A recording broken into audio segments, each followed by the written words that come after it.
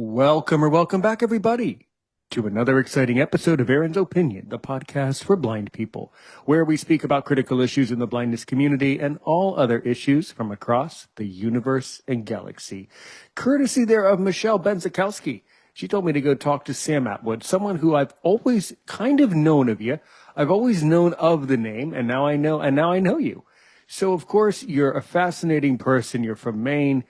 You're a comedian, you're a successful blind person, and you're obviously just a great friend, just a great person to talk to on any podcast. I'll ask you the question I asked Michelle and everybody else around over these years. Who is Sam Atwood? Go. So I am 49. I have been legally blind all my life, and in fact, I think we both share glaucoma, as a cause of vision loss. I believe I remember hearing you say that.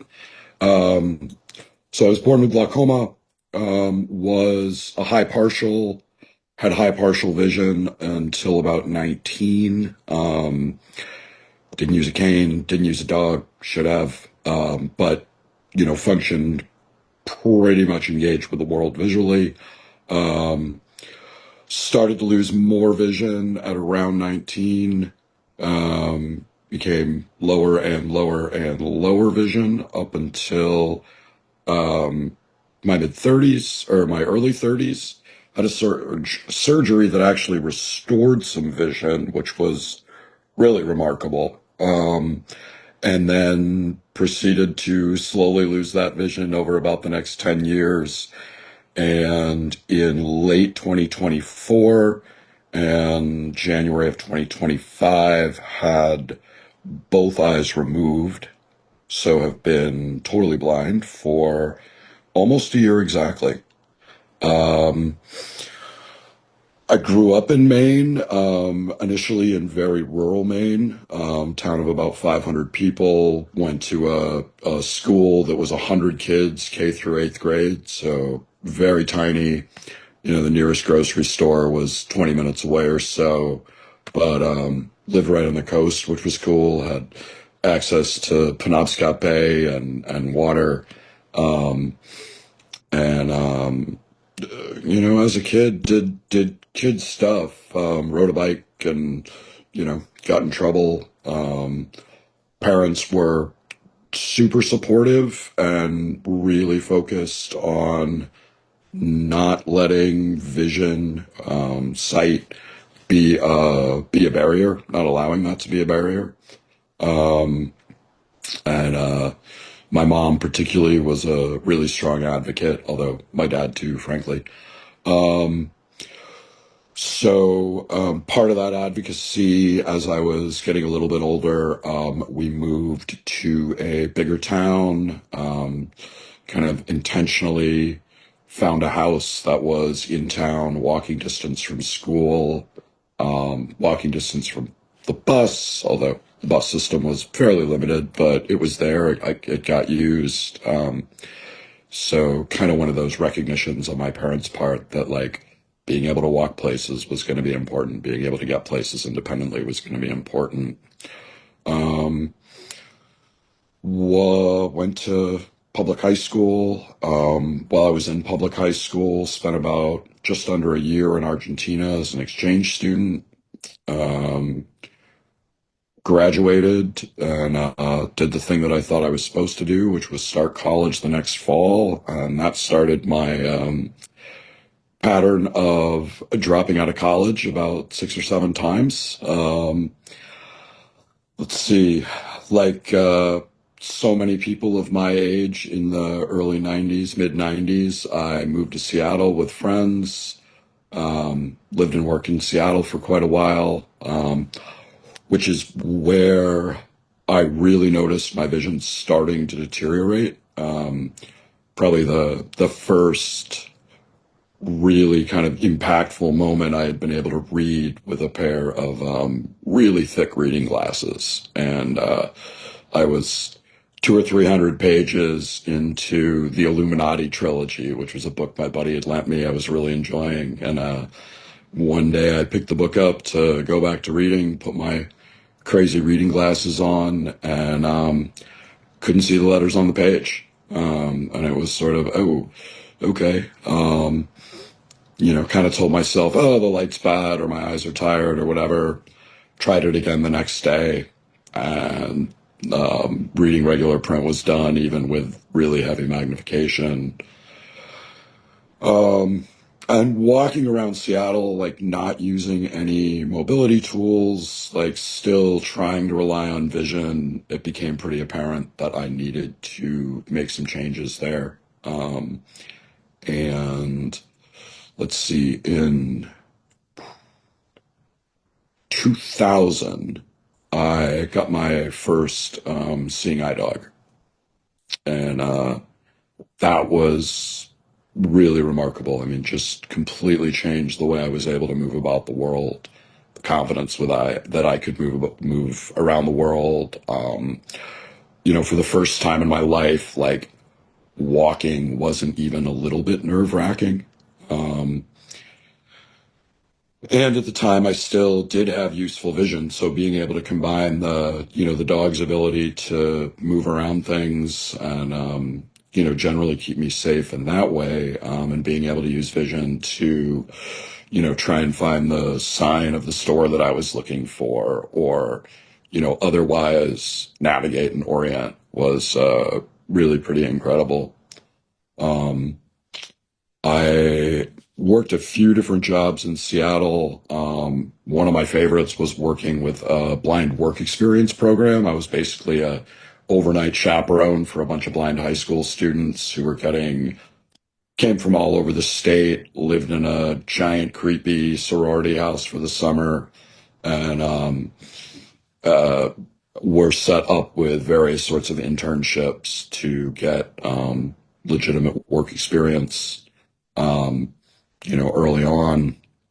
I had actually done a similar program while I was in Seattle, kind of a blind services paid the internship, but I worked in a regular place. And funny enough, I sold firearms. So that was kind of an interesting first job and kind of maybe not a typical first job for anyone, never mind blind people, but kind of really enjoyed that. That led to me in that same time, I went to college again, made it a whole year this time, but left with 0 credits, really had not taken seriously the accessibility stuff that I was going to need. And so just kind of floundered around. But in I don't know, about a year after I got my dog, I was still in Seattle. Had not found a really good job. Had just left kind of a crappy job. I got an invitation from a guy that I had met at the Seeing Eye, who was also getting his first dog, to take a job working with the Florida Division of Blind Services, initially doing kind of marketing and public relations, writing a newsletter, engaging with media, engaging with potential employers, legislators, etc. And then that job moved into doing advocacy work, kind of working as an internal advocate within that agency, trying to resolve issues that clients were having before they, reach the point of needing outside intervention, client assistance program, that kind of stuff. So trying to streamline that process. And that was great. I was working out of the executive office there, given a lot of freedom to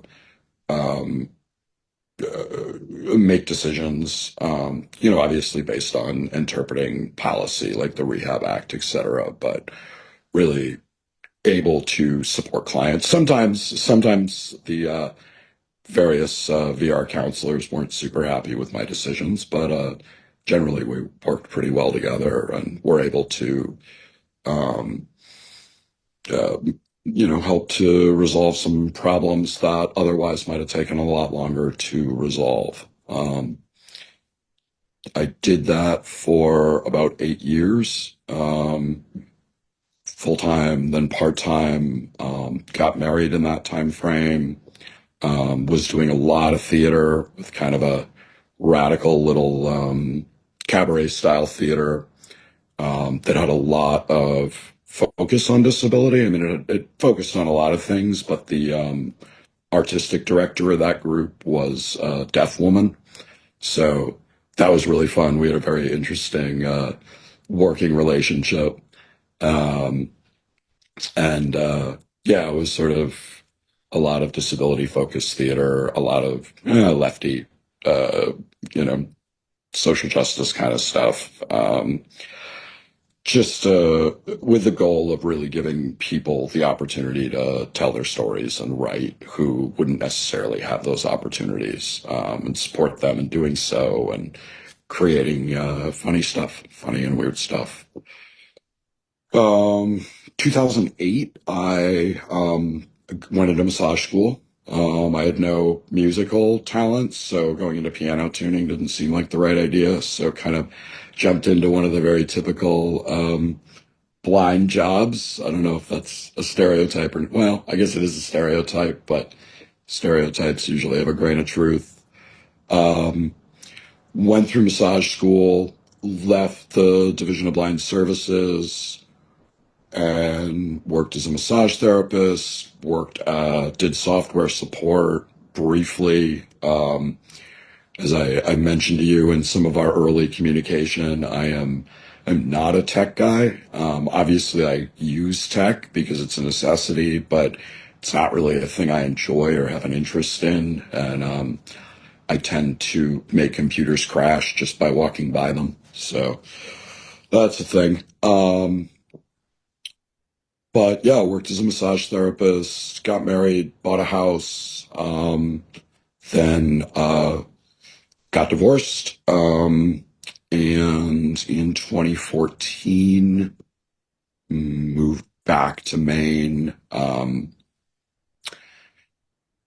And one of the things that's relevant, and sort of to jump back a little bit, but it'll connect. I had suffered from what had been diagnosed over and over again as severe depression all my life, from a very, very young age. Had thoughts of suicide, really deep depression. I mean, pretty immobilizing stuff. And in 2013, I believe that the cause of that was diagnosed differently. I was given medication that I had never tried to treat what was going on, and that medication was effective. And kind of for the first time in my life, did not have that just daily dealing with, really severe depression. For years, pretty much daily, I was, talking myself out of killing myself. And I would say that was tremendously, affecting and limiting, and getting worse. So 2013 had that properly diagnosed, properly medicated, and, my world really changed at that point. My ability to just do things, interact with the world, trust myself, trust my feelings, like have, a much better experience in the world. So at the same time that was happening, I got divorced. I lost a couple people that were very close to me. A really close friend who I was with when she passed. My little brother died that year. So it was probably good timing. If I hadn't had that diagnosis, found that medication, that year could have gone very differently. But was at a point where I really needed to make a change. Moved back to Maine in 2014. A buddy of mine was moving back from the West Coast. We decided to get an apartment together. Didn't really have a plan. And so decided to go back to school for the sixth or seventh time. And this time was really successful. Not only had the mental health stuff under control, but also was using technology more, interacting with the world in a less and less visual way, which was making those interactions more and more efficient. Had pretty much transitioned to all of my technology being, non-visual interactions with it.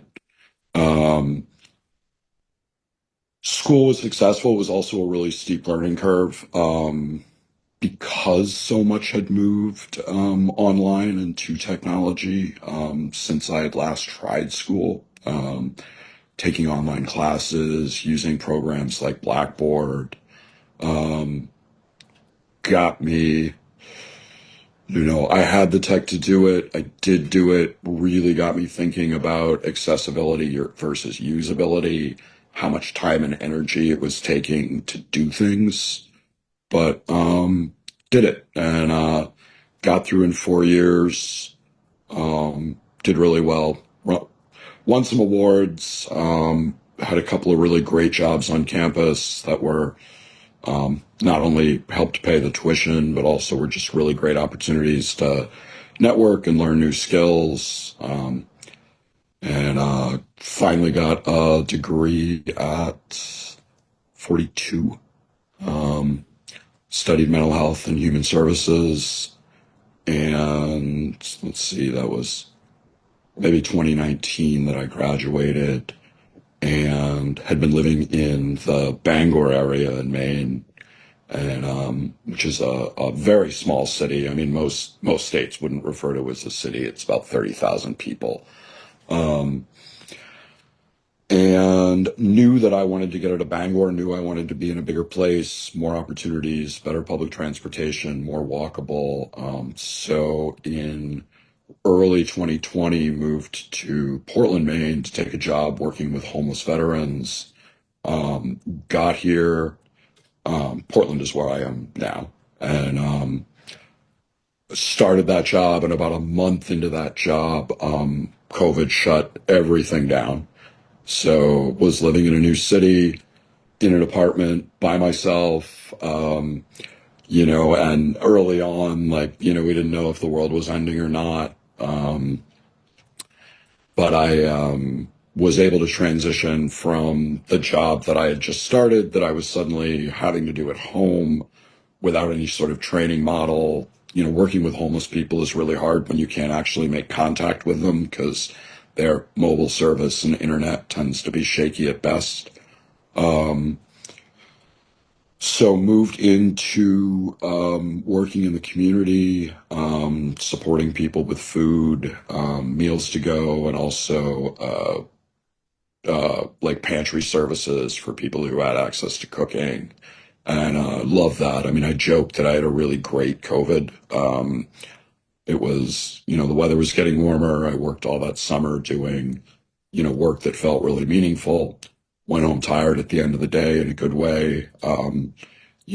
Stimulus checks and emergency pay and all that. The city was pretty calm, so it was kind of nice to walk around in, and a lot of things were open, at least as far as being outdoors. So the city it felt a little bit dead, but honestly, it was, for me personally, it was a really good time.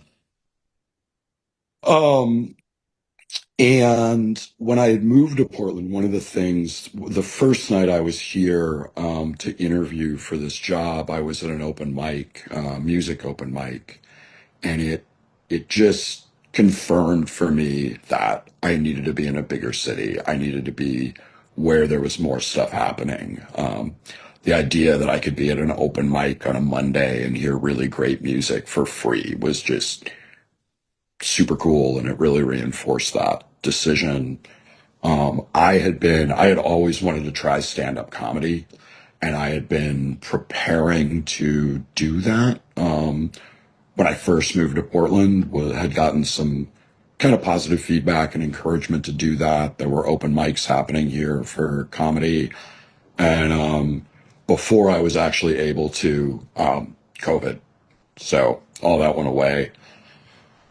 When things calmed down a little bit in 2021, I was sort of like, all right, it's time, like, shit or get off the pot. You got to do this. So I set myself a goal for doing an open mic, did my first one, and was hooked. Really enjoyed it. Again, had done all kinds of theater for many, many years. I knew that I really loved performance. Performance really, kind of fed my heart and my soul and my brain. And stand up is such it's a one person deal. Like, if you fail, it's because of you, and if you succeed, it's because of you. And I really like that. And So off and on have, continued to do stand up, sometimes more actively than others. And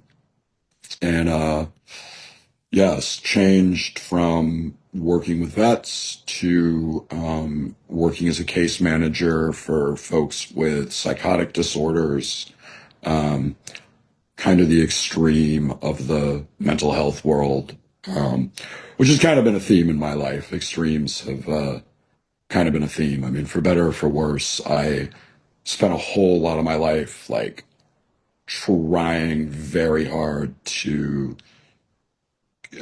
not just participate in the sighted world, but like prove that I could do all the things, like the hardest things, work with the toughest people, like, do the physical stuff as well, jump out of airplanes, like, try to kind of maybe I think had a bit of a chip on my shoulder as far as having something to prove. Which honestly I've seen with a lot of successful blind people, a lot of attitude and a lot of big personality, which I think can serve people well in a reaction to people with disabilities generally, blind people specifically, like being dismissed or being ignored. And a lot of the people that I know who are, however you want to define, successful in the blindness world, have a bit of an attitude and have a bit of a big personality. And I certainly acknowledge that of myself, for better and for worse. So was working with folks with psychotic disorders. And just to kind of give kind of a timeline, in 2020, 2021, I was engaging with technology, like for all practical purposes, non-visually, but I could still see photos to some degree, like depending on how they were shot, if they were, clear images, if they were simple images. I was still using my eyes with my phone, mostly for kind of for entertainment purposes. I collect pocket knives, so could still go on and look at new releases and see images of those. Could still pretty consistently make out crosswalks based on the contrast. I was working with a seeing eye dog at this point again. When I moved to Portland, I was using a cane because COVID canceled my dog class. But in December of 2020, I was able to go and get a new dog, who is now snoring on my bed.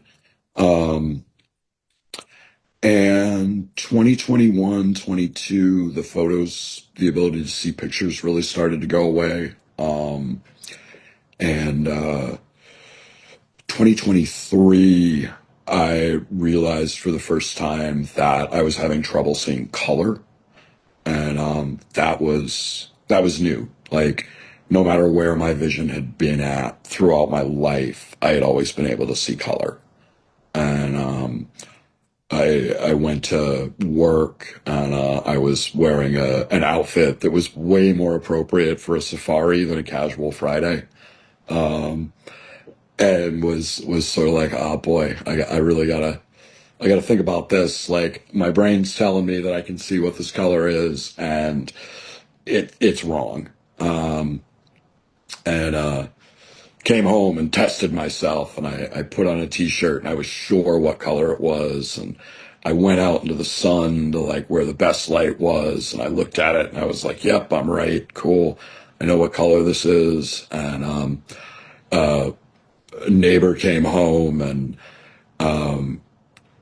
I was sitting in the yard and I just said, "Hey, what color is this t-shirt?" And she said, "Oh, it's a nice rust red." And I had been convinced that it was a navy blue t-shirt. And I was just like, "Oh, yeah, okay." Like better lighting is not going to help. So that was one of those real like key points. I mean, kind of like no longer being able to read so many years ago was like, all right, things are really changing. Um, and not long after that, I was walking home from the store with my guide dog, and it was a route that I'd done, thousands of times. I probably walked it 4 days a week. And I mistook a set of stairs for a crosswalk. Like they were white stairs with openings between each stair that appeared to be black. And it just, despite kind of knowing that the crosswalk shouldn't be there, I thought it was a crosswalk and steered the dog towards it, which don't steer your guide dog. But yeah, found myself walking up a set of stairs.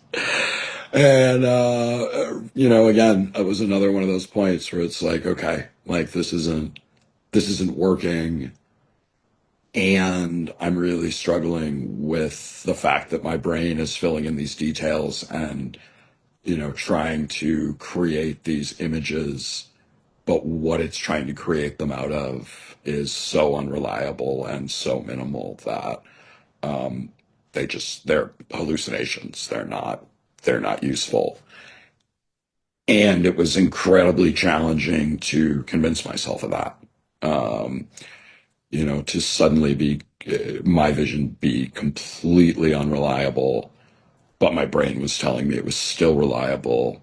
Um, and for the first time in a long time, went to an eye doctor to see if there was anything to be done. At this point, I'd had probably 44 or 45 surgeries throughout my life. First one at 8 weeks, trying to either restore or maintain vision. And as someone with glaucoma, I was told, and I was born in '76, so technology and medical technology has changed a lot, but it was, the prognosis was total blindness. The idea that I, made it till 48, I guess, with some vision, was pretty remarkable. But in around 2003, 2004, I went to the doctor to see if there was anything to be done. But thinking that maybe my artificial cornea needed to be replaced, something like that. He looked at the cornea and said, "No, the cornea looks great." So it was clear that that vision loss was a result of glaucoma. Went home from that appointment, not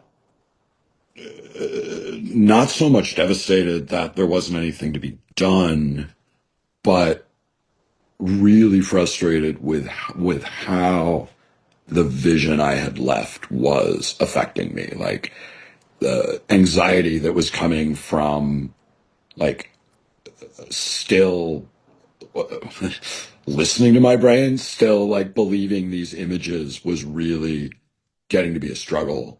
Convincing myself that I couldn't rely on them was really a struggle. Had a lot of anxiety happening.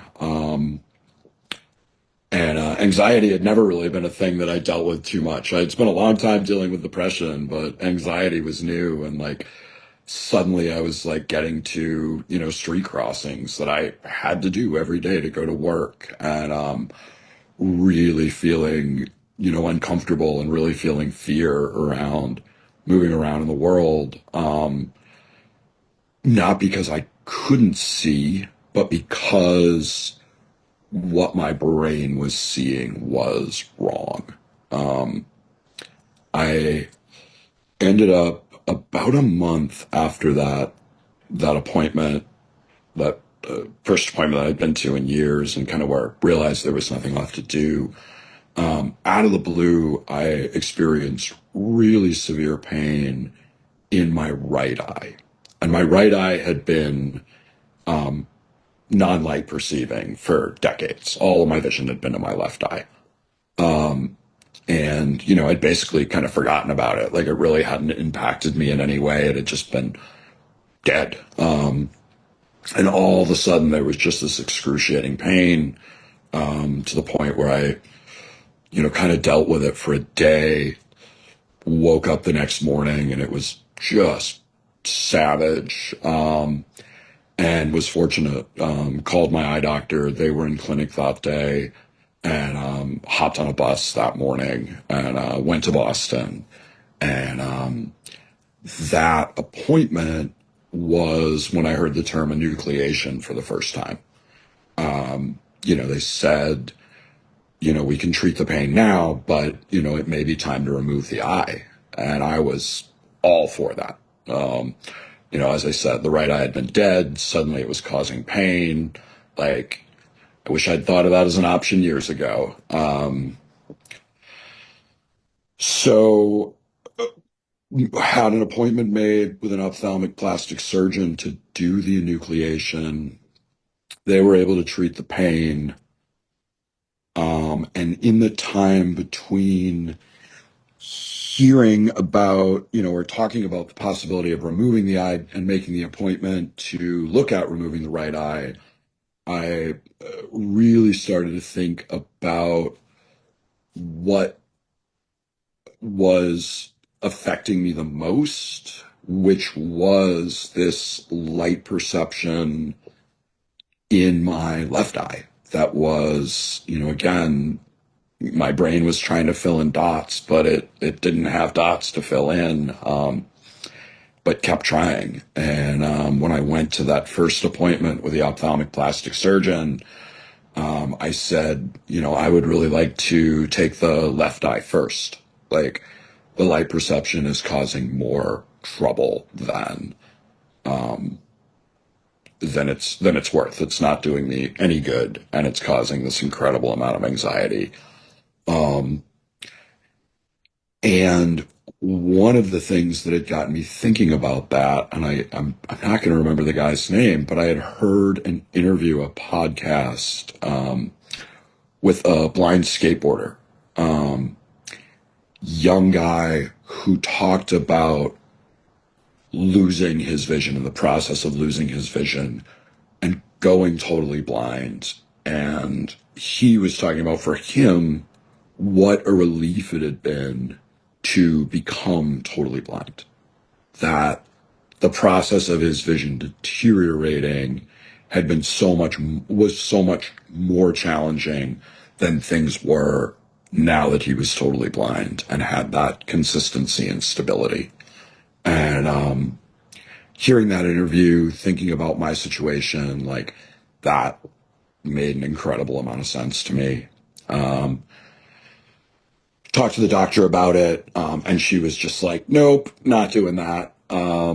Major surgery, you have light perception, like, that isn't what we do. That's not how it works. We'll take the right eye, but we're not going to take the left eye. And went to a second opinion. They told me the same thing. And after that second opinion, so this is August 2024, it kind of dawned on me. I wish it had dawned on me earlier, but I just patched the left eye. I just covered it completely, blocked out as much light as I could, which was pretty much all of it. It was pretty thoroughly patched. And so August 2024 spent my first month with effectively zero vision. And in an effort to sort of prove to myself that it was actually what I wanted, also in an effort to sort of prove to the docs that it was what I needed to have happen. And after August 1st, 2024, between then and the time I finally had the left eye removed in January 2025, never took the patch off. It just it worked, to a great extent. And, September, called the doc and said, okay, let's take the right eye. And, I knew that they weren't going to take the left eye until they had taken the right eye. So said, let's take the right eye. And, she agreed. November, had the right eye taken out. Surgery was super successful. Recovery went really well. Got my first prosthetic eye sometime in, I don't know, January, February. And it was funny, I was at my second surgical follow-up for the right eye, and the doctor sat down and, swung the big magnifier around. I'm sure many of your listeners are familiar with this. I put my chin in the little thing. She flipped the light over, which of course I couldn't see at this point, and leaned in and looked at my eye, and she just said, "Wow, that is a beautiful socket." And, I started to laugh, and then I also just jumped into, okay, doc, I got a beautiful socket in the right eye. Can we take the left eye now? And she was convinced, based on the fact that I'd come through the surgery on the right, based on the fact that I'd had the left eye patched, and really could say with certainty that, it was what I needed. And had the left eye removed in January of 2025. And April, I think, of 2025, had two prosthetics in for the first time.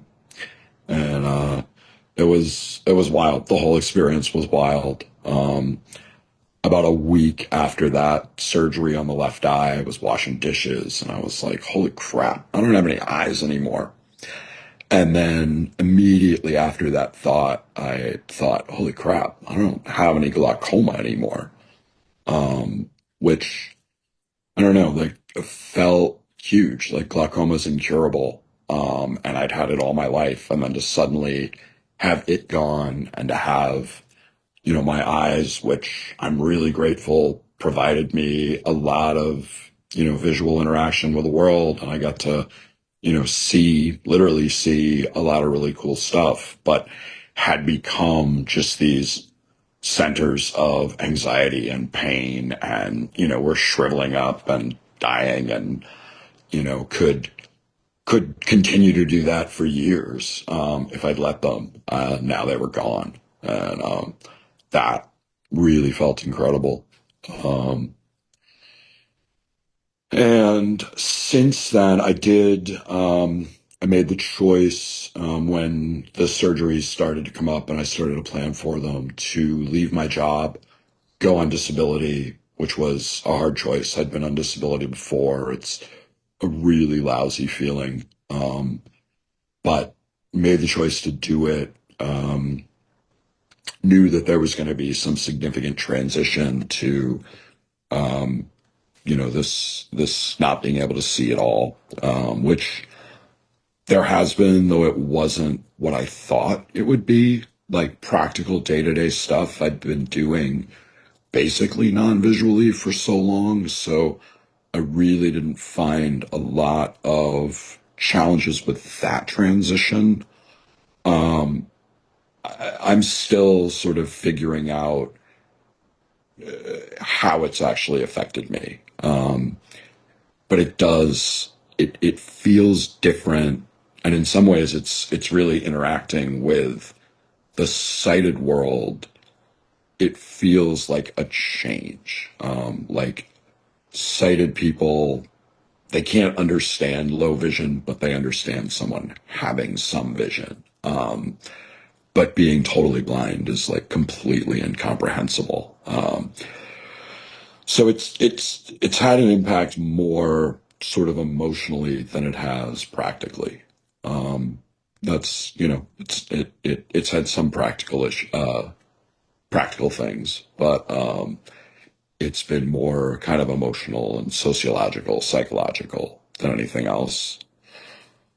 And And let's see, I had the opportunity at this, right as this stuff was ending, to create a one-man show for a fringe festival here in Portland. Got accepted into the festival and wrote a show called 50 Shades, let's see, Eyes Out, 50 Shades of Blind.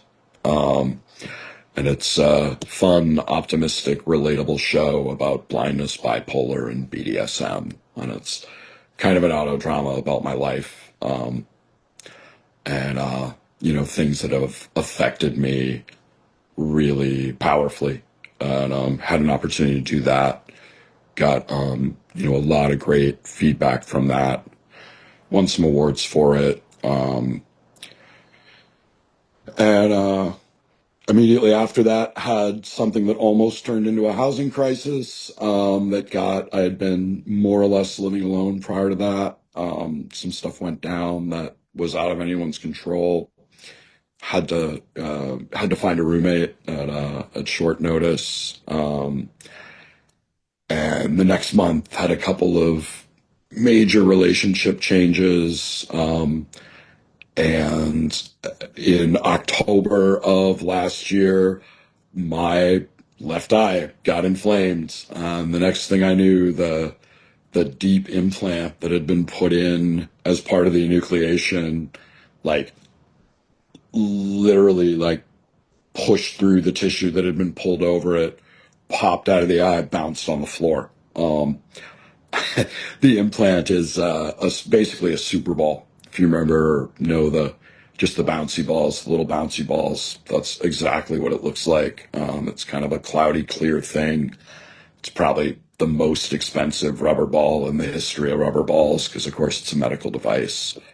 But was suddenly back in this place where, something's gone wrong with my eye and I have to do something about it, even though there's no eye there. Like something's gone wrong with the socket, and thing popped out, and suddenly found myself, basically preparing for, a not quite emergency, but definitely like needed sooner rather than later surgery, again, which, is, 49th surgery coincided with my 49th birthday. Had that surgery done 2 days before Halloween, and I'm a Halloween baby. So had that surgery done. This time they had to take a bunch of fat from my hip. The doc was funny. She said, "You're not fat enough." Like we had to scrape down to the bone, basically. Pack the eye with that. And went through healing process with that, which was actually much harder than the initial enucleations. But they rebuilt basically the back wall of my eye socket. And in early January, just 2 weeks ago maybe, was able to have a new prosthetic made because the shape of the eye had changed. So they needed to fashion a new prosthetic. And so finally have two eyes in my head again, which feels good. And now I'm sitting here with you chatting. There's about a foot or more of snow on the ground outside. I'm glad the snow blowing stopped right before we hopped on. And so I am, just looking for work, trying to figure out next moves, looking at trying to move some stuff forward with the show, the one-man show and comedy, and also have found myself really thinking about blindness in different ways than I ever have before, and starting to engage with the blind low vision community more through social media, but just thinking about the whole experience of being blind. And that's kind of a new thing for me. That was never a thing that I'd done a lot of training. I had, spent time, like I said, working for Florida Division of Blind Services and had been a part of a blind community, but it had never been a focus for me. And suddenly it's becoming a focus and something that I'm interested in and really want to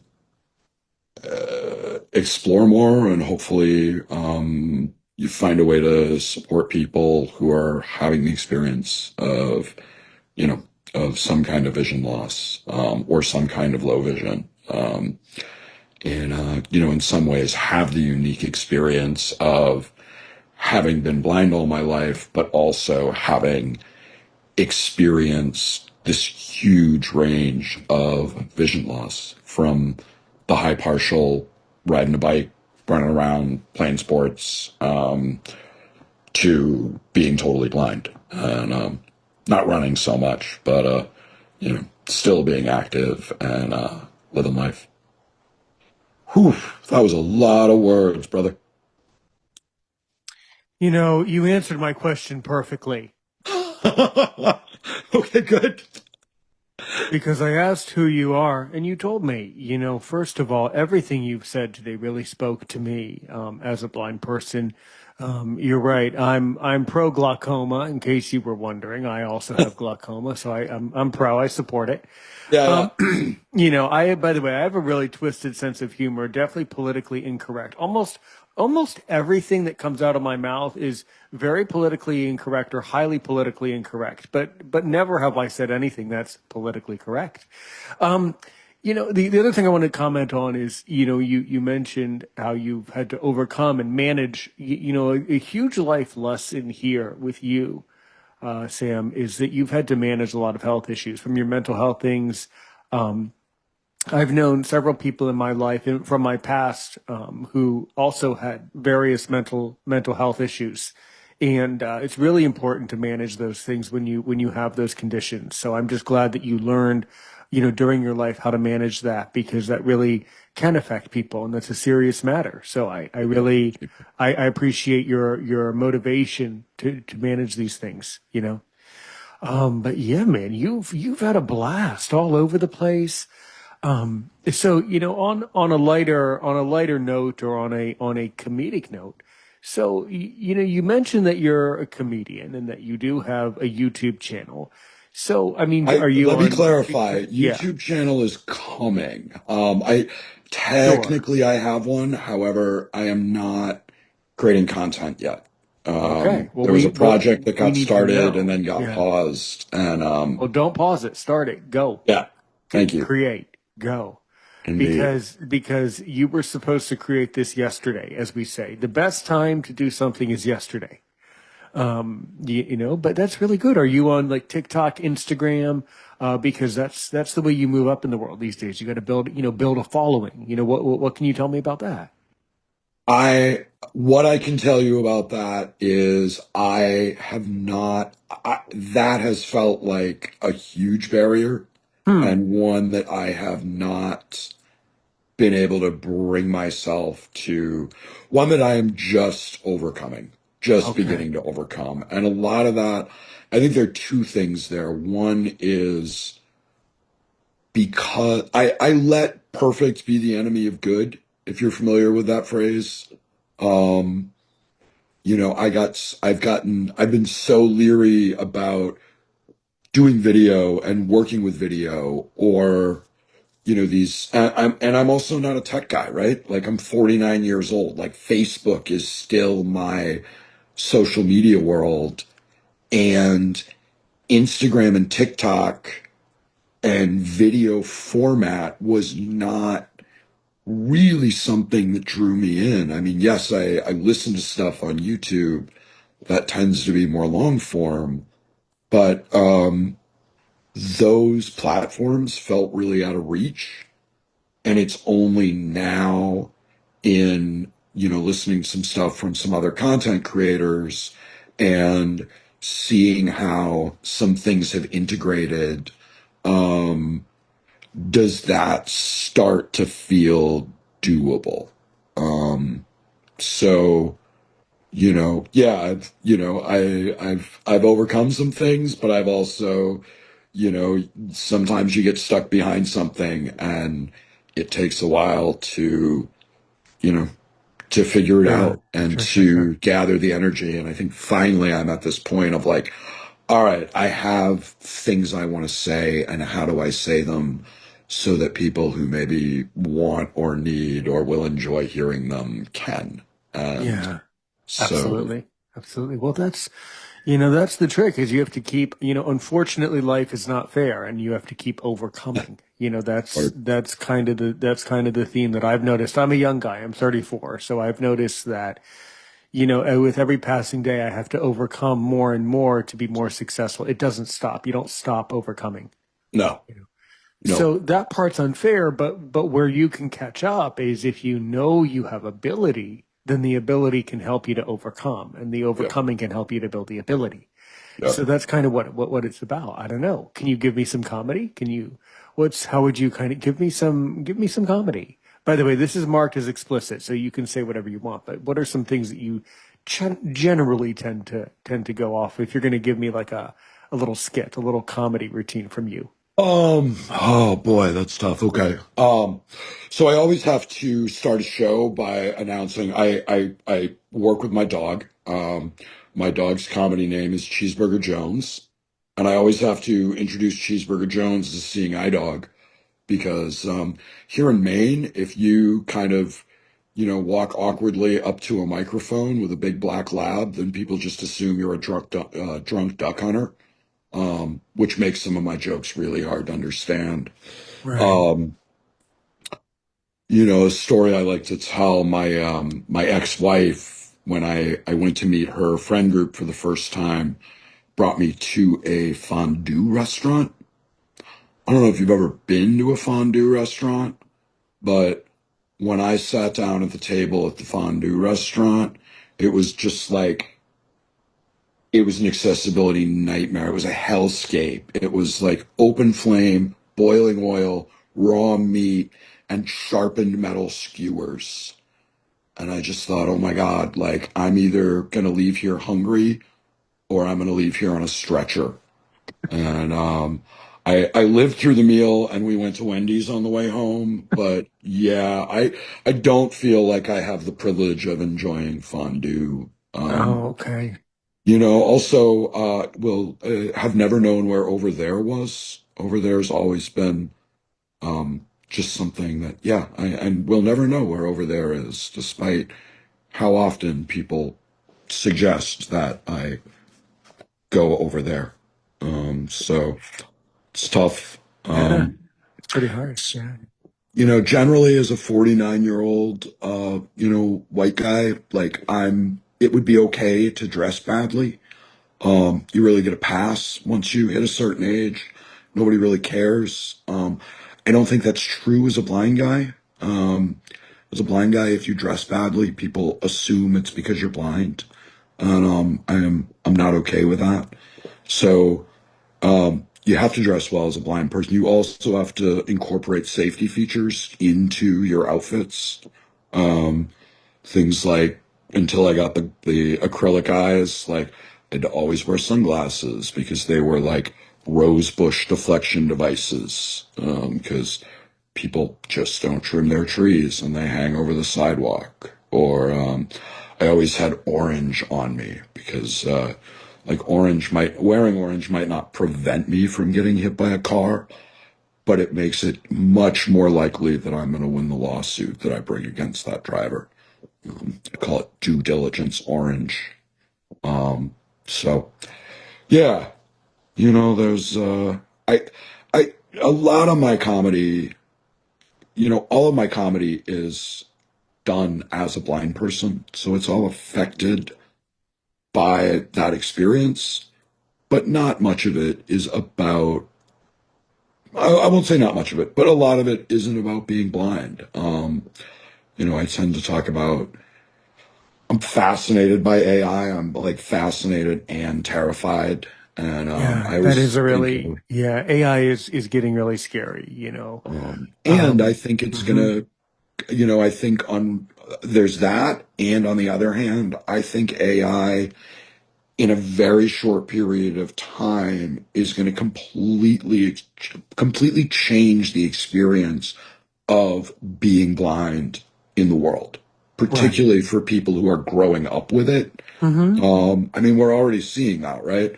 We're seeing how people are using meta glasses, and meta glasses aren't even they're not even there are other AIs that are much more specific to blind people and that are starting to be incorporated into wearables. And the the the opportunities that as that gets better are going to create for accessibility, I just think are going to be so game changing.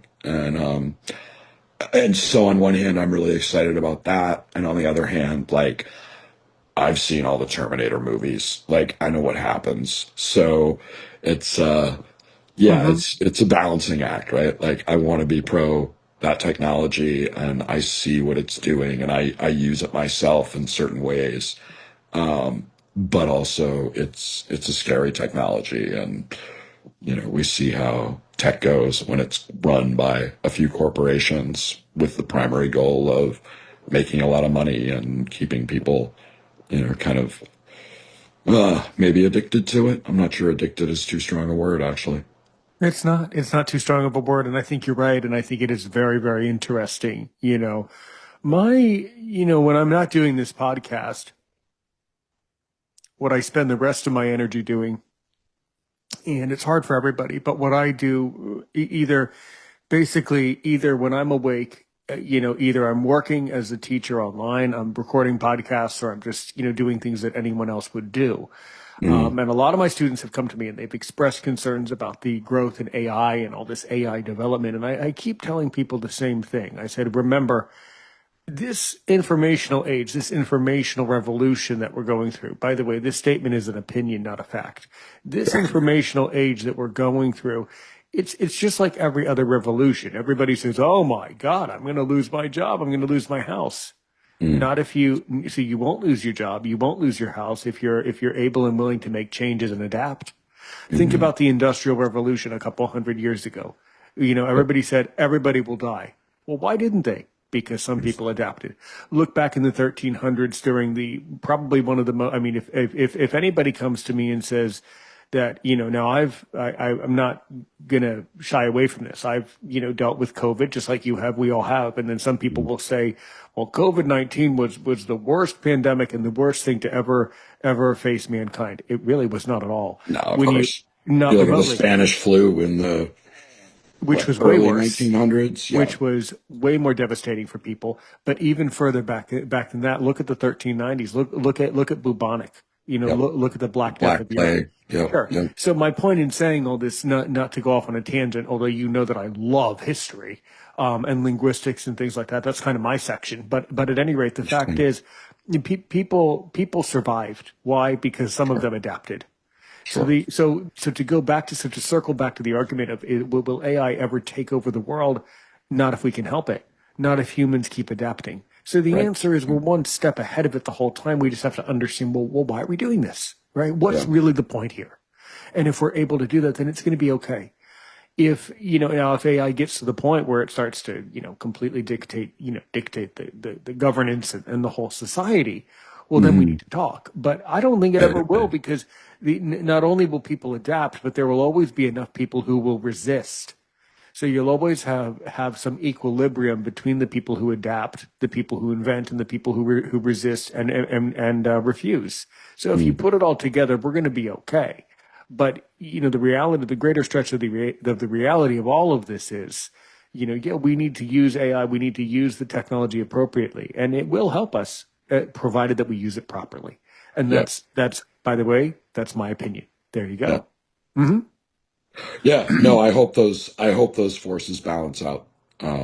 Balance each other out, and you're absolutely right with, in the sense of anything new is scary, right? And the bigger it is and the newer it is, the scarier it is. And then then it becomes more commonplace, Right. and we adapt to it, but also hopefully, like, it doesn't become so commonplace that we are completely reliant on it and we Exactly. start losing our ability to adapt and think creatively ourselves. And the people I know that are using AI really successfully are experts who are using AI to make their lives easier, but have the knowledge when they look at an AI product to understand what might be wrong or what might be questionable or what might need checking.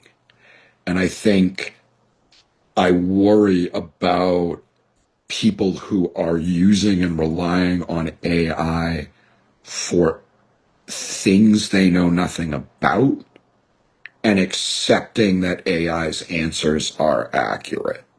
Yeah, Like that's concerning. A, People who have AI, become too AI dependent said on so, certain things. therefore Yeah. it is. And it's like, well, you don't know enough to know that it is. Like, if you're not checking that information, if you're not confirming that, like, you don't know if it's right or not. And we've all seen examples of, AI coming up with things where it's like, whoa, that is not the whole hallucination thing. And, just you give it a prompt that you don't do right and you think you did, and suddenly you get an answer that isn't the answer or isn't to the question you thought you were asking. So, Yeah, yeah. Well, believe it or not, I'm actually speaking to you over a brand new iMac that I just bought literally 2 days ago. And right. You said you were setting that up when we oh, were that's right. I exchanging did say, messages one oh, day. that's Yeah. one of my side effects is I hope you understand. I speak to so many students and guests. I'll say something one day, but then completely forget that I ever said it. Yeah, I did tell you that day. Yeah. So I'm I had 49, to, man. That just gets worse. Don't worry about it. oh, well, good. So I should stop worrying now. Give up Yeah. Yeah. now. Yeah. Yeah. Give up now. Exactly. Well, good. Exactly. Well, good. Yeah. Just surrender to AI, I guess. That's right. Surrender But to Google Calendar at least. I Yeah. had to, but the point though is, I had to use AI just yesterday to basically erase my old Mac and wipe my old iMac's Mm, hard drive, mm, which is really hard to do, by the way. You have to try really hard to do that. Those mm, things are rigged. mm. Obviously, they don't want people to easily do it, so Right. they have it set so that you have to on purpose research how to do it, and then you can do it. And I did it. But Yeah. that's an Nice. example. Use the use of Google Gemini, the use of any tool to solve an active problem. That's how it should be used. Yeah. Yeah, Yeah. yeah.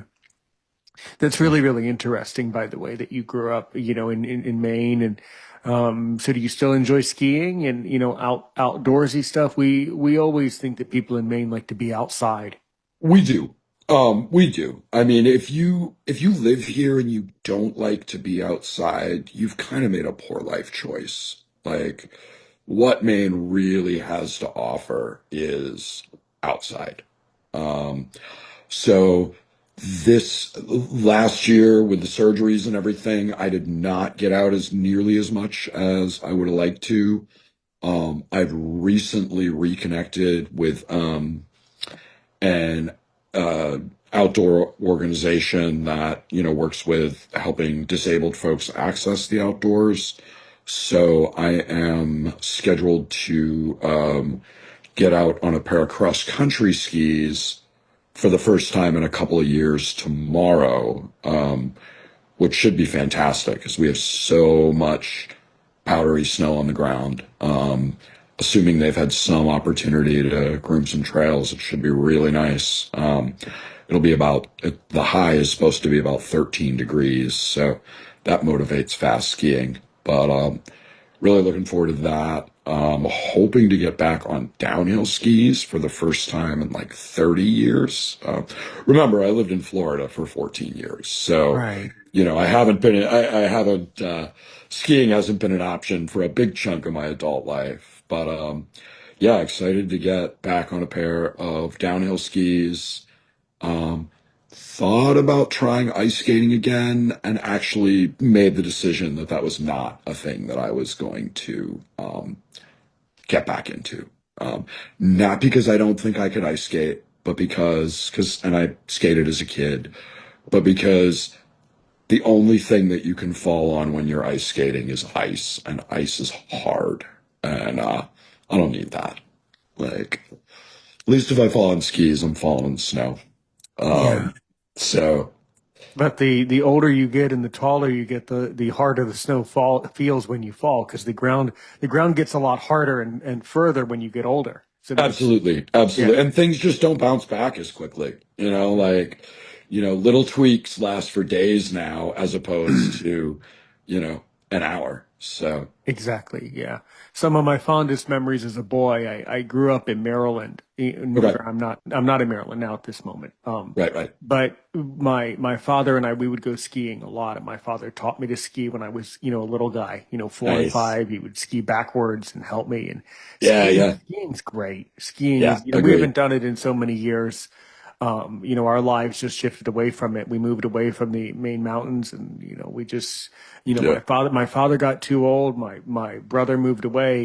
We just, the other thing with skiing is it takes up so much time. It's very time consuming.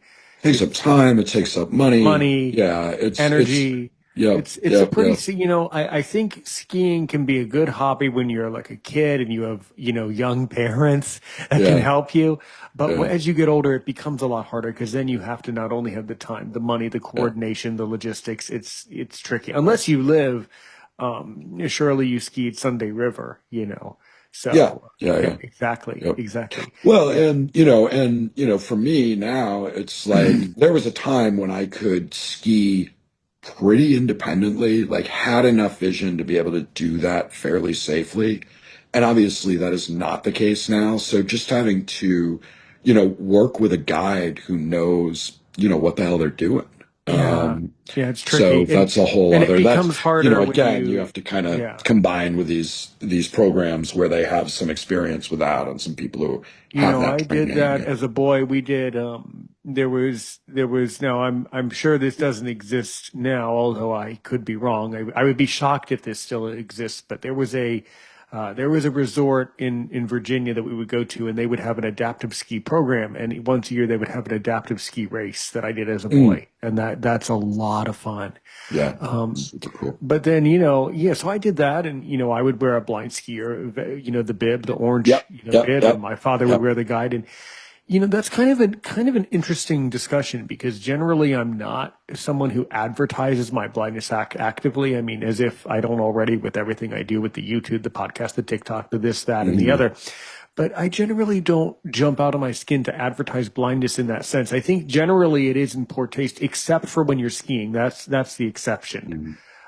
And we were pretty strict with people. There were a couple times where my father had to, get pretty vocal, like, didn't you see us? When you see this Yeah, vest, that's what it yeah, means. And unfortunately, just like any resort, you have, and they always have a hard time managing it. You always have the drunks, people who get silly and they're on vacation and they right. don't want to be civil. So that does Yeah. happen. Luckily, I was a boy, so I didn't notice, but I'm sure that Sure, happens a sure. lot more.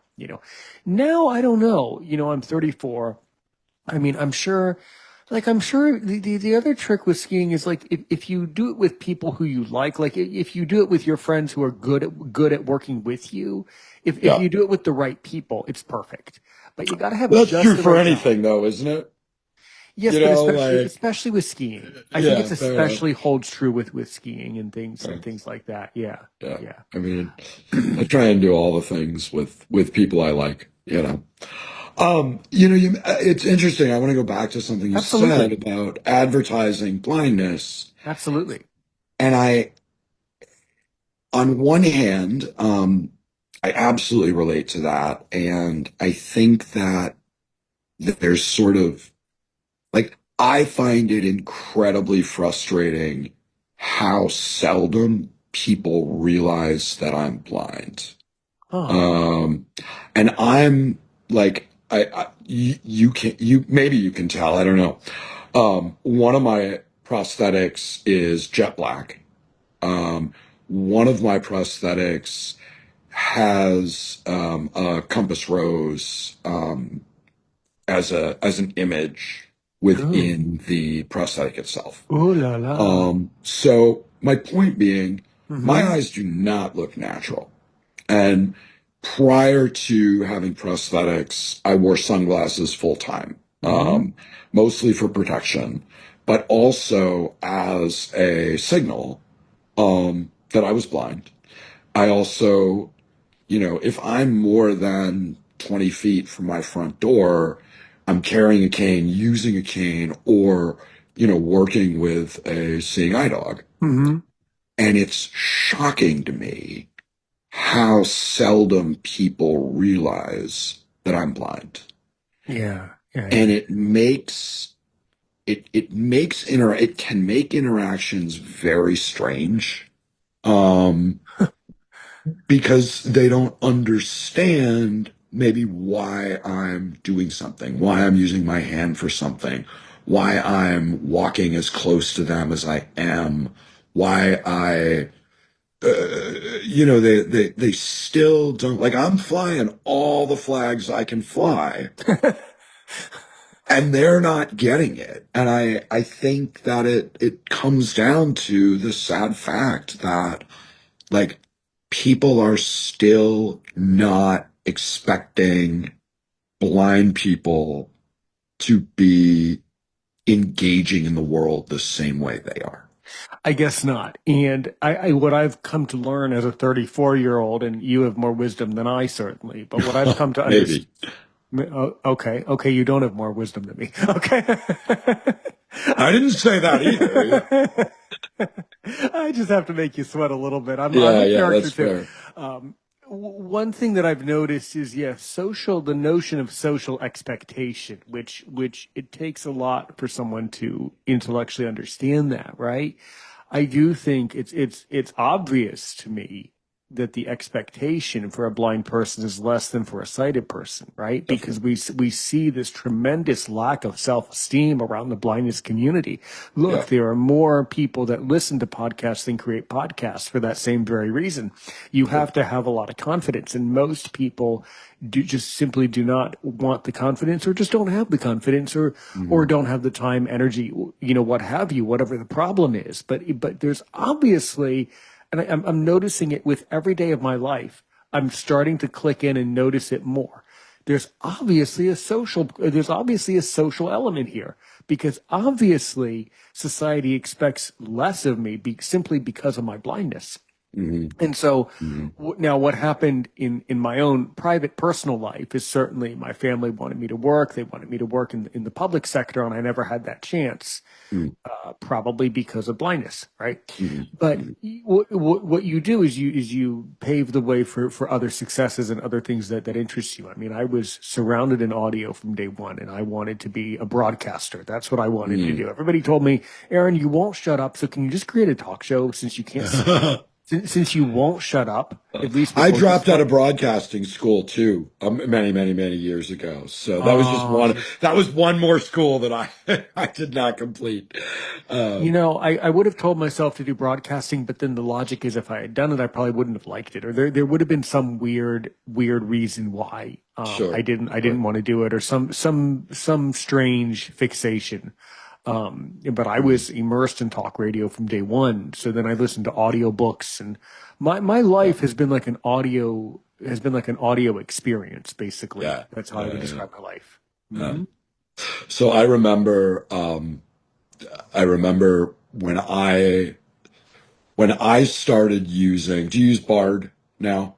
No, Audible is what I go to. If I want a Uh, book that badly, I just get it from Audible. Yeah. Oh, okay. So I use Bard. I have no interest in paying for Audible, and I'm willing to wait the month or so. Um, but when I started using the Library of Congress, Library for Blind and Dyslexic, Hmm. they sent you a record player Oh, yeah. with flexible discs.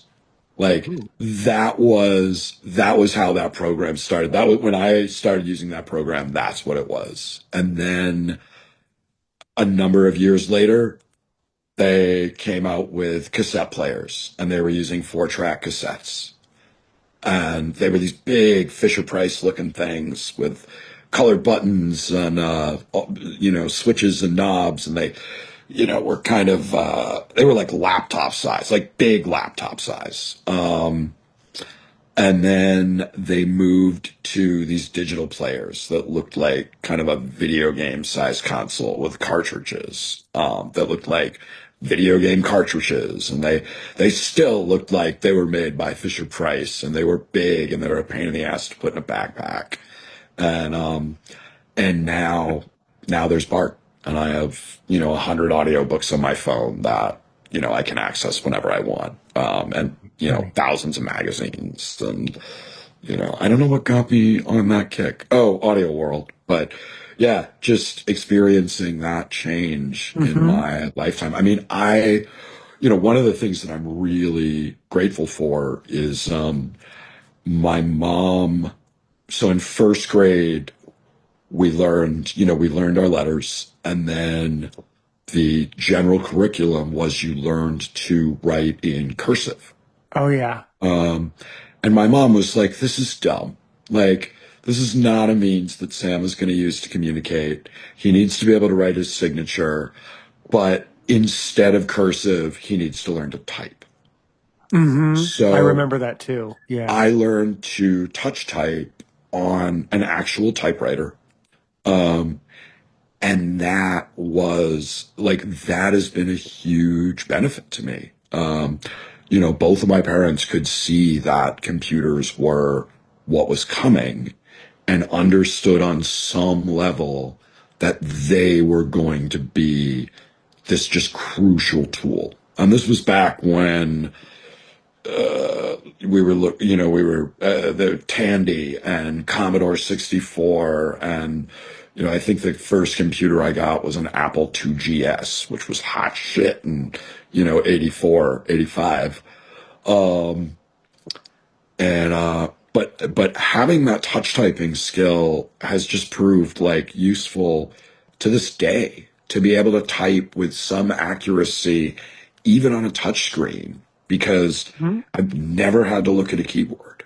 Nor have I. Um, so yeah, like it's such a great skill, and it's a skill that like a lot of people don't have. Like people who, it's just uncommon or more uncommon for people to learn now. But Which I can't comprehend that. There's so many people that hunt and peck, and that's yeah, just right. yeah, yeah, I've seen people write papers like that where they just literally sit there. I'm not exaggerating, and they hunt and peck the whole time. I was like, yeah, but put your fingers on home row like a normal person and just type. right. There's Except I don't think that's normal people anymore. People are, again, people are so used I to, mean, the thing is, I can't not type. Like yeah, you yeah, can't not be successful today without being able to put your fingers on home row and yeah, being able to type. If you yeah. can't do that, then something is wrong. And people don't think it translates to a touchscreen, but It it does definitely does. translate to a such touchscreen. Like my accuracy, you know, because I understand the Hmm. space that keyboard that I can't actually feel takes up, and where, the A is and where the, K is, and, it's tremendously helpful. And, has been, all along, like whatever my vision was, even when theoretically I might have had enough vision to look at the keyboard. Right, Um, right, absolutely. uh, Now I don't look. I just put my fingers on the board where they belong and listen to voiceover, and I just use 100%. I just use my Yep. brain. Yeah. Yep. Me too. And this helps when you're like bilingual like me, because I'm bilingual English French. So this helps even for that too. When you get into other languages where the keyboard, where the letters are the same, but they put the letters in different places. So Mm, mm. surely you know why we have a QWERTY keyboard in the United States. Remind me, Sure. because I I've love it. heard this story before. So the story was that there was back in the days of the typewriters. I actually still have an old typewriter in my home from one of my relatives.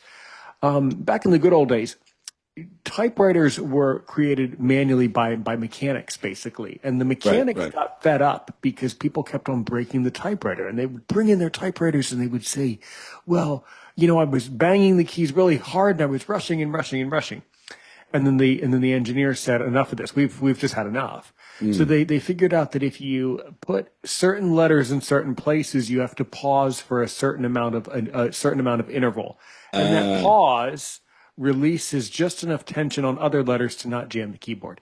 So that that makes whole perfect QWERTY sense. thing, Yeah, it's designed so that you don't break it. Now it doesn't really play out today the same way, because half the time you're on an Apple board or you put your fingers sure. on a flat board now.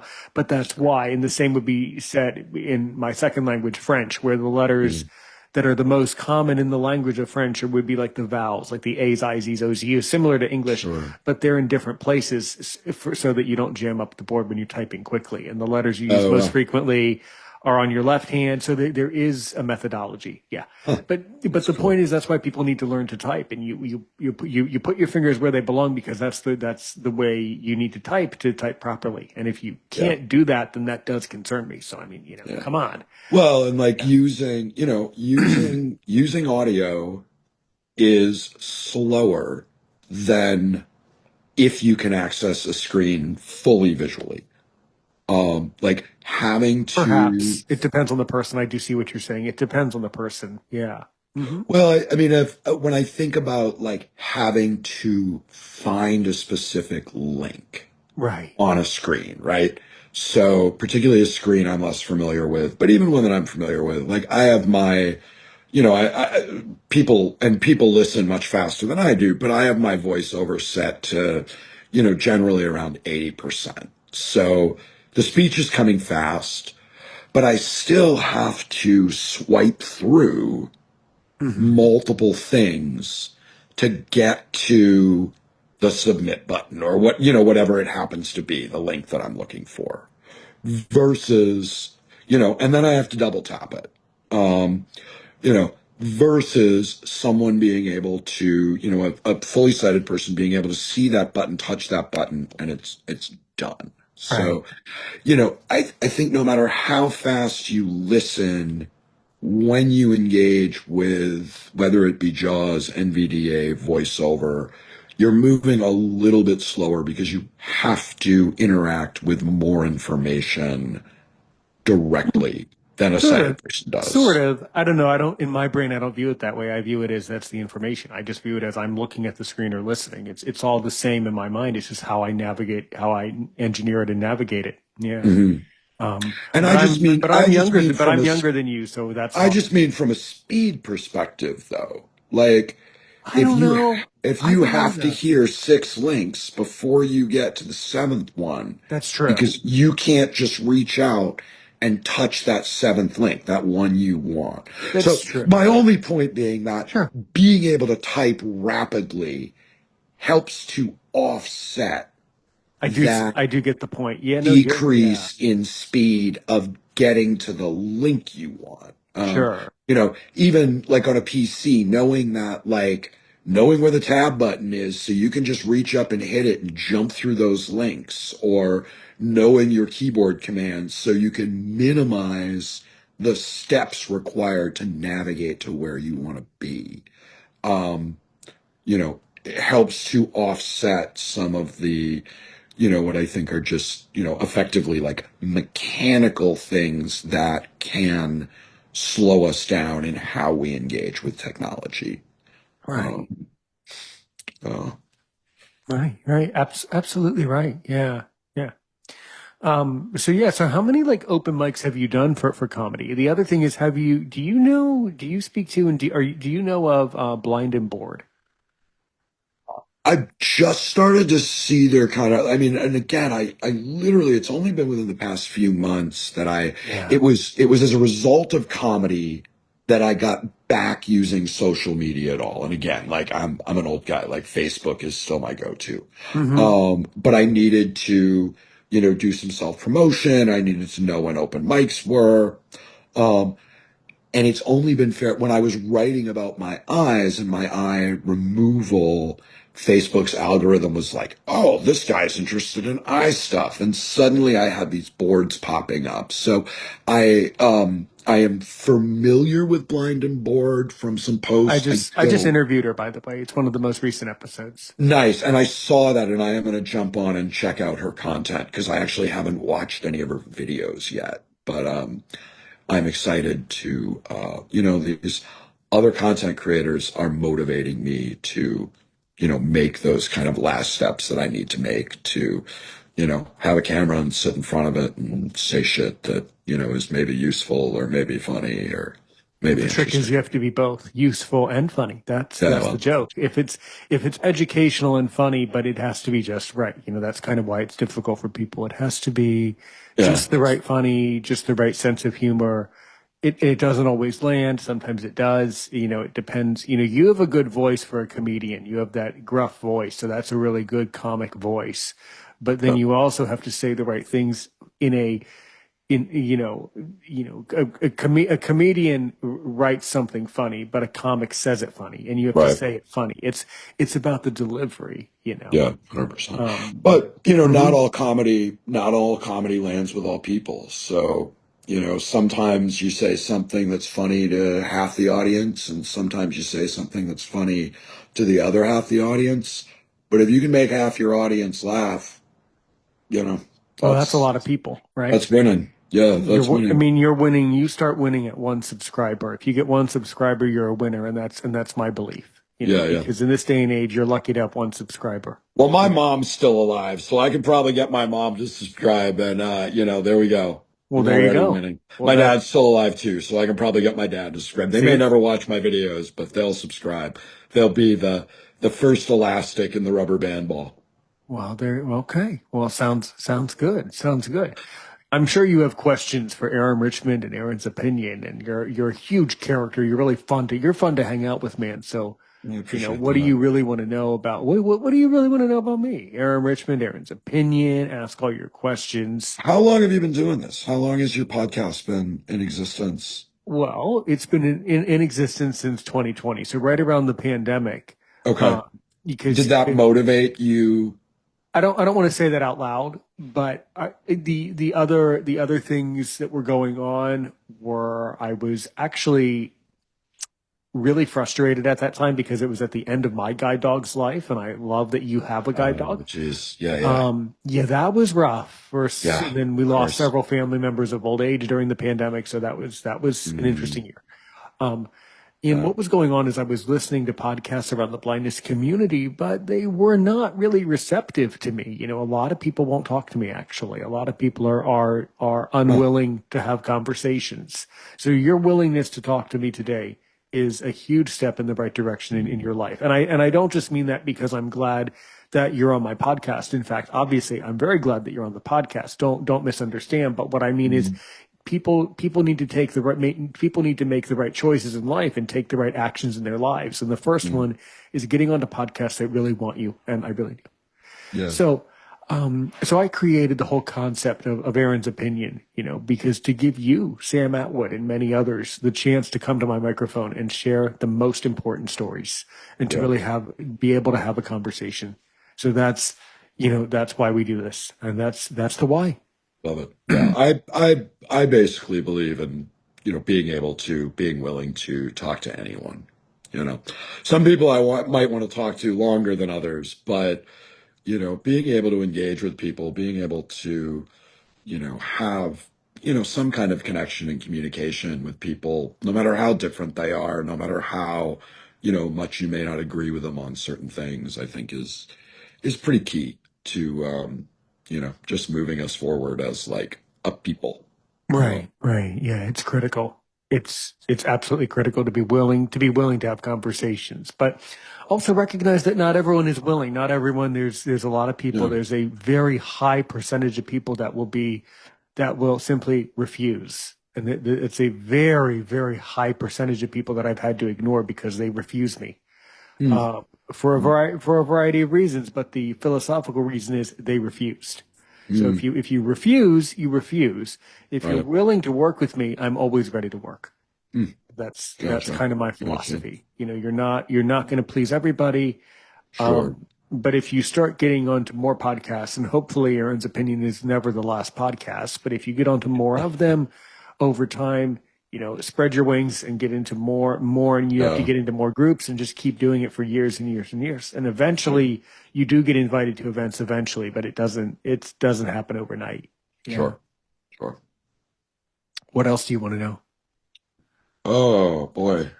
Um, yeah, you said, like, what do you do for fun? You said you skied as a kid, but like now as an adult Well, who's now working basically for and fun, I do this. So oh, okay, podcasting is my biggest hobby. My biggest enjoyment out of my life is podcasting. gotcha. I do stuff in my community. I'm in my Lions Club. I'm a member, an officer in my Lions Club. So I get out in my community and help people. The same reason why I created Aaron's Opinion, to help people, is that's what I do in the community. I'm always trying to find ways, as frustrated as I am with society, I try to find something to do that's productive and helpful to somebody else.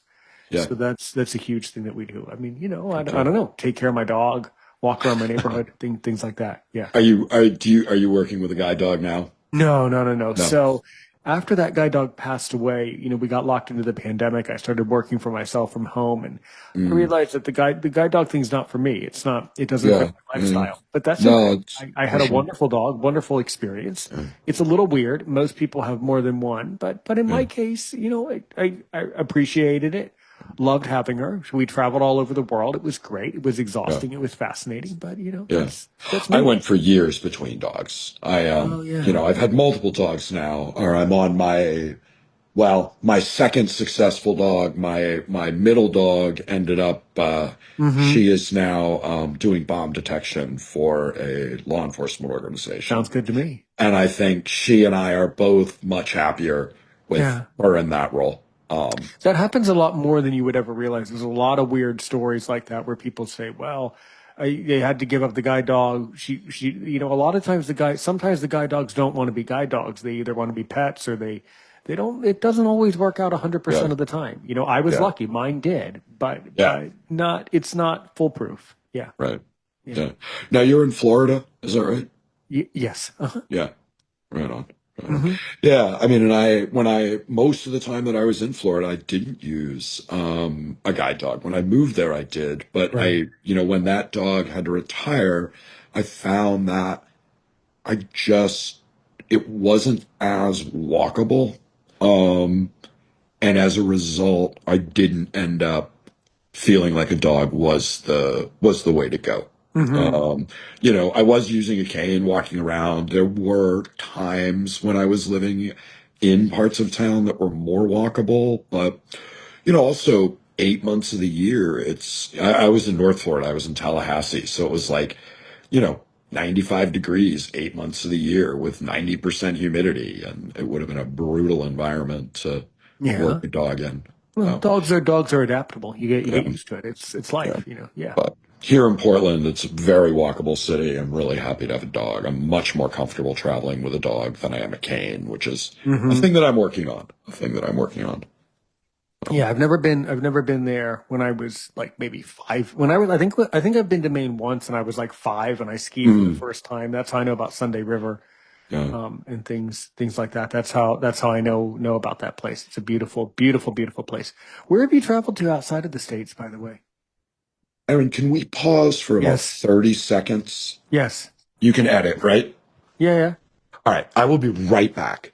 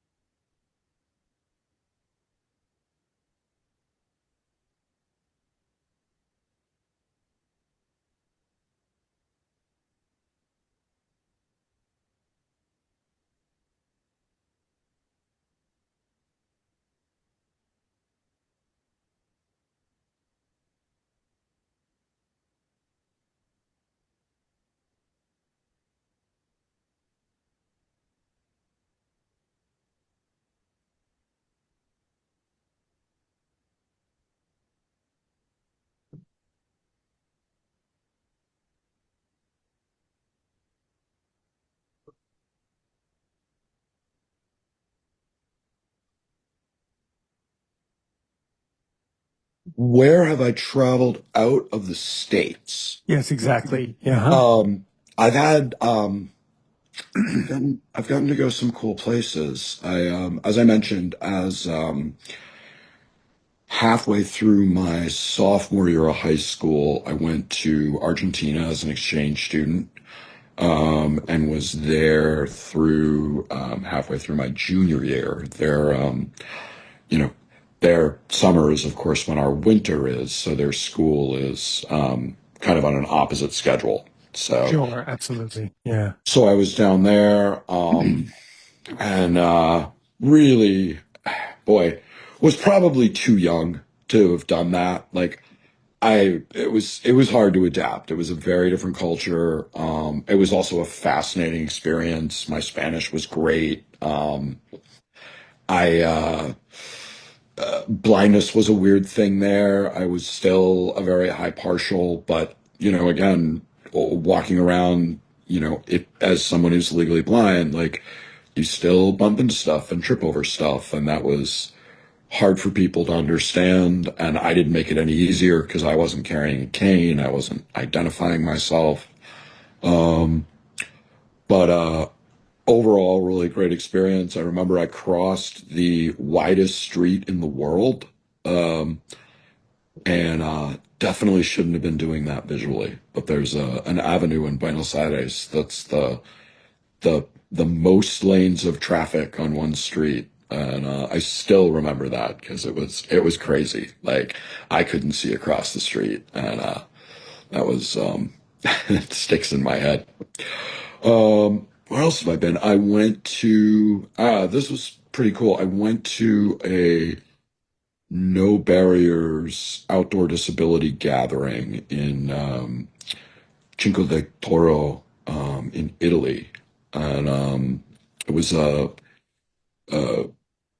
cross disability event for outdoor recreation, and got to see a bunch of cool stuff there. Got to rock climb with a guy named Andy Holzer, who is a an amazing blind outdoor athlete, skier, climber, and was really cool. The hardest climb I've ever done, I had Andy belaying me. He's a totally blind guy, and he did the climb before I did, and he did it in about like 4 minutes. Like it was nothing for him. And I was belaying him, and then we switched. He was belaying me, and he talked me through the climb after doing it once. Just based on how far away, how far above him I was, he was able to talk me through like, okay, you've got, little finger holds to your left. Nope, you got to get further left. Like, okay, right hand, there's a ledge. I was wild. It was so much fun to climb with, working with another blind person because I'd climbed a fair amount, but it had always been like with sighted people, which is fine. Like, no big deal, but it was a really neat thing to work this climb that was, again, the most challenging climb I'd ever done technically. And to have this guy talking me through it, just like based on his experience of it once, was super cool. Yeah, yeah, Um, that is really, really good. All right, all right. Well, uh, yes, go uh, ahead. oh, and I met Sure. Eric Weinmeier at that event. Excellent. And so the other big travel I got to do was Eric, and he's done this multiple times now, but he took a group to Tanzania to climb Kilimanjaro. Right. And I think Kilimanjaro Blind Trust is the name of the organization. So I got to go on that first trip with Eric and a bunch of other people, and we went to some blind schools or some schools that had blind students in Tanzania, and then attempted Kilimanjaro. Much of the team made it. I got sick a couple. Well, I started sick and got sicker a couple days up, and had to come down. But yeah, so that was a big one. Been to Greece, been to Ireland. Yeah, had a chance to, got a lot more places on my to-go list, but enjoy traveling, and have gotten to go to some cool spots. some of which I've gotten to go to specifically because of being blind, and some were just, family trips or fun trips or trips with partners, that kind of thing. Wonderful. Yeah, I've been all over the world too. Really, really Nice. good. Well, as we start to walk to the end of another exciting episode, as I always like to say, I just wanted to say again, thank you for coming. You did a really, really wonderful interview, as I knew you would, and Oh, I do want to say. So now, if you can ask me only one more question before we get to the contact card, as we say, but if you can ask me only one more question to really make me sweat to see if I'm worth my salt as a podcaster, what do you want to know? I wish you'd prep me for this. I've been prepping you for 5 years. Boxers or briefs? What about you? No, no, no. You said I got to ask the question. That's true. That's true. Boxers. Okay, Yeah. fair enough. And what Fair about enough. you? Commando. No, I'm kidding. I'm kidding. But briefs guy myself. Okay, cool, cool, cool, cool. By the way, one final comedy thing. I do know where over there is. I've been meaning to tell you. I No just want to kidding. end the episode on a laugh. I'll tell you exactly where it is. Okay. Do you see the edge of the earth over there? That's where. See how flat the earth is? See? And do you see how there's an edge? You Mm, see it, right? mm, Ah, mm. right there. That's over there. This has been Aaron's Opinion. I'm Aaron's Opinion. He's Sam Atwood. So if somebody does want to get in touch with the great Sam Atwood, how can you be reached? As of right now, Facebook is the best way to get in touch with me. My name, Sam Atwood. Right? Um, and coming soon, although I think right now it only has one video on it, is Sam Atwood Eyes Out on YouTube. So Sam Atwood, Eyes Out. You're going to have to send me, you should still send me your channel, even though you're still building the experience. You should still send it. Yeah. will do. All Yep. right. Well, All right. Cool, Aaron. I appreciate this. This has been fun. yeah, Yeah.